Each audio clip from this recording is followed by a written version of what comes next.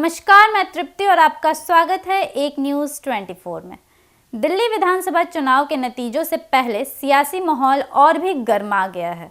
खासकर आम आदमी पार्टी और भारतीय जनता पार्टी के बीच आरोप प्रत्यारोप के कारण आम आदमी पार्टी के प्रमुख अरविंद केजरीवाल ने बीजेपी पर आरोप लगाया है कि चुनाव परिणामों से पहले ही उनके पार्टी के उम्मीदवारों को खरीदने की कोशिश की जा रही है।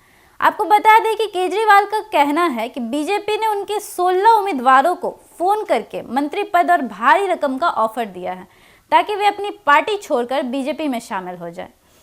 केजरीवाल ने सोशल मीडिया प्लेटफॉर्म एक्स पर इस आरोप को उठाया और लिखा कि बीजेपी द्वारा किए गए इस प्रस्ताव में हर उम्मीदवार को 15 करोड़ रुपए देने का दावा किया गया है। साथ ही बीजेपी ने 55 से ज़्यादा सीटें मिलने का दावा किया था। केजरीवाल ने यह भी सवाल उठाया कि अगर बीजेपी को इतनी बड़ी जीत मिल रही है तो फिर उनके उम्मीदवारों को तोड़ने के लिए ऐसे ऑफर देने की क्या ज़रूरत है। उनका कहना था कि यह सब फर्जी सर्वे और रणनीति का हिस्सा हो सकता है जिसका उद्देश्य उनके उम्मीदवारों को तोड़ना है। आपको बता दें कि आपके विधायक मुकेश अहलावत ने भी इस बात की पुष्टि की और बताया कि उन्हें भी बीजेपी ने इस तरह का प्रस्ताव में दिया था। उन्होंने कहा कि यह कभी भी अरविंद केजरीवाल और आपको छोड़ने का सोच भी नहीं सकते, चाहे कुछ भी हो जाए। अहलावत ने पोस्ट में कहा कि बीजेपी उन्हें मंत्री पद से 15 करोड़ रुपए देने का वादा कर रही थी, लेकिन उन्होंने यह स्वीकार नहीं किया। उनका निष्ठा आपके साथ है और वो कभी आपको नहीं छोड़ेंगे। इस मामले पर आम आदमी पार्टी के राज्यसभा सदस्य संजय सिंह ने भी बीजेपी पर आरोप लगाए। वे चुनावी नतीजों से पहले ही हार मान चुके हैं। अब पार्टी के उम्मीदवारों को पैसे और लोभ प्रलोभन के जरिए तोड़ने की कोशिश कर रहे हैं। उन्होंने बीजेपी के इस कदम को हताशा का परिणाम बताया और कहा कि यह साबित करता है कि बीजेपी को अपनी हार का एहसास हो गया है।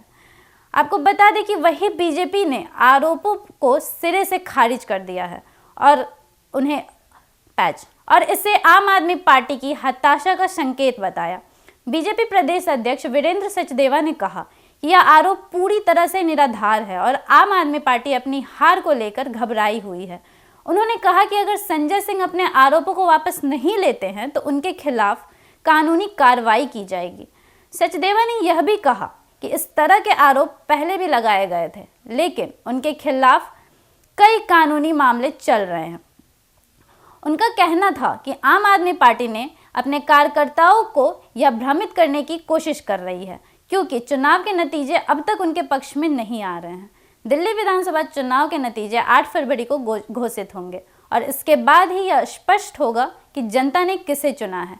इस समय दोनों पार्टियां एक दूसरे पर आरोप प्रत्यारोप की राजनीति कर रही है और यह राजनीति आगामी नतीजों के साथ ही पूरी तरह स्पष्ट होगी। बाकी आपके इस विषय में क्या राय है, कमेंट कर हमें ज़रूर बताएं और ऐसी ही खबरों के लिए जुड़े रहे एक न्यूज़ 24 के साथ। धन्यवाद।